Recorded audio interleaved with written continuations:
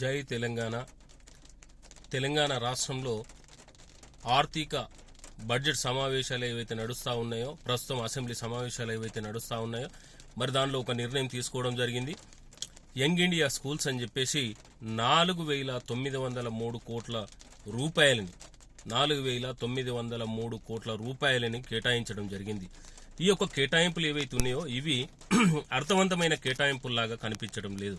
ఎందుకంటే ఆల్రెడీ ప్రభుత్వ హాస్టళ్లు, ప్రభుత్వ పాఠశాలలు, అదేవిధంగా గురుకులాలు, రెసిడెన్షియల్లు ఇట్లా చెప్పుకుంటూ పోతే ఆల్రెడీ ఇప్పటికే అనేకం విద్యా సంస్థలు నిర్మాణమై ఉన్నాయి.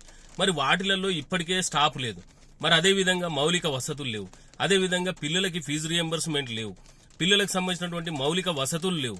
అక్కడ స్టాఫ్ రిక్రూట్మెంట్ లేదు. మరి ఇవన్నీ ఉండంగా, ఇన్ని సమస్యలు ఉండంగా వాటిని పరిష్కరించకుండా కొత్త స్కూళ్ల పేరు చెప్పి ఈ కేటాయింపులు ఎందుకొరకు? మరి రాష్ట్ర ప్రభుత్వం ఆలోచన చేయాల్సినటువంటి అవసరం లేదా? ఈ రోజు 4,903 కోట్ల రూపాయలు ఏమిటి కోసం ఈ కేటాయింపులు? మీరు ఈ యొక్క కేటాయింపులు చేసి కాంట్రాక్టర్ల దగ్గర కమిషన్లు దండుకోవడం తప్పిస్తే ఇది అభివృద్ధి కోసం అనేది కనిపిస్తలేదు. ఎందుకంటే ఎన్నో సమస్యలు ఉన్నాయి. ఇప్పుడు ఆ ఉన్న సమస్యలనే మనం డెవలప్ చేసుకోవచ్చు కదా. మరి అక్కడ టీచర్ల రిక్రూట్మెంట్ చేయొచ్చు కదా, లెక్చరర్ల రిక్రూట్మెంట్ చేయొచ్చు కదా. ఇవన్నీ ఇడిచిపెట్టి మళ్ళీ రాష్ట్ర ఖజానా నుంచి నిధులు వెచ్చించిన నిధుల నుంచి కమిషన్లు దోసుకోవడం ఇది ఒక అలవాటు అయిపోయింది.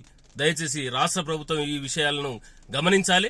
ఇలాంటి నిర్ణయాలు తీసుకొని తెలంగాణ సమాజానికి నష్టపరచకూడదు. ఎందుకంటే ముఖ్యమంత్రి గారు పదే పదే నిధులు లేవు, అభివృద్ధికి ఆటంకం కలుగుతున్నది, డబ్బులు లేవు అని చెప్పేసి చెప్తా ఉండగా మరి వారే మాట్లాడుకుంటూ ఇలాంటి అనవసరమైనటువంటి ఖర్చులు చేయడం కరెక్ట్ కాదని చెప్పి ఈ సందర్భంగా కోరుతా ఉన్నాను. జై తెలంగాణ.